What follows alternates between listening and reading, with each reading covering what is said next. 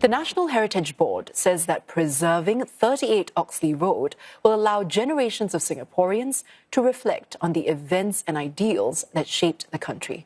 Bahajjaj takes a deeper look at the site's history and the role it played during Singapore's route to independence. Constructed in 1898, this two-storey bungalow at 38 Oxley Road would be home to Singapore's founding Prime Minister Kuan in the 1940s. Here, he started a family. The young lawyer also hosted many visitors from civil servants to trade unionists who sought his advice. He lived in it until his death in 2015.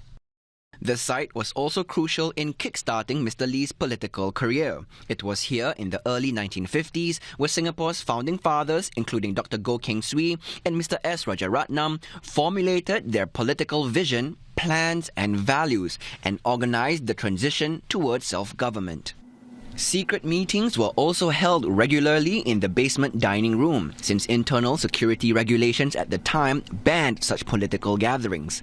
It was the People's Action Party's first headquarters, leading up to their win at the general elections in 1959.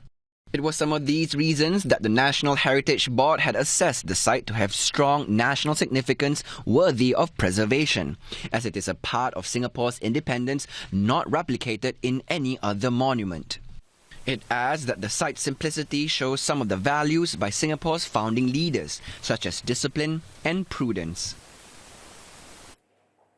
A public tussle over the fate of a family home amid a squabble about the ultimate wishes of the late Mr. Lee Kuan Yew.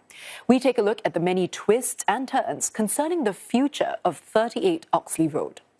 Now, upon Mr. Lee Kuan Yew's death in 2015, the house was bequeathed to his eldest son, former Prime Minister Lee Hsien Loong.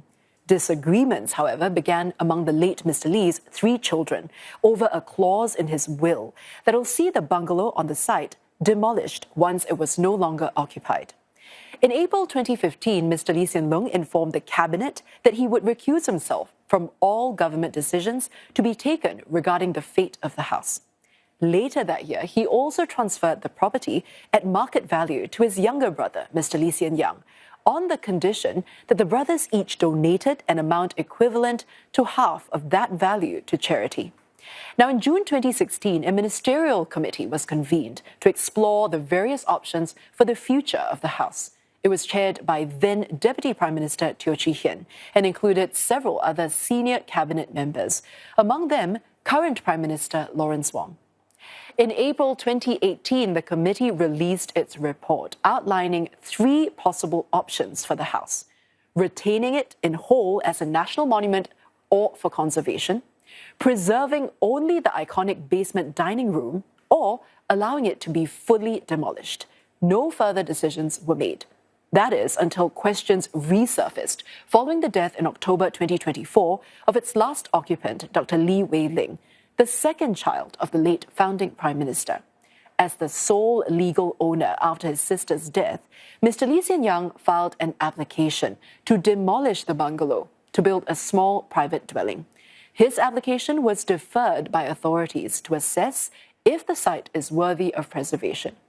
And now, the government has announced its intention to gazette the site of 38 Oxley Road as a national monument. That's in recognition of its historic significance and national importance.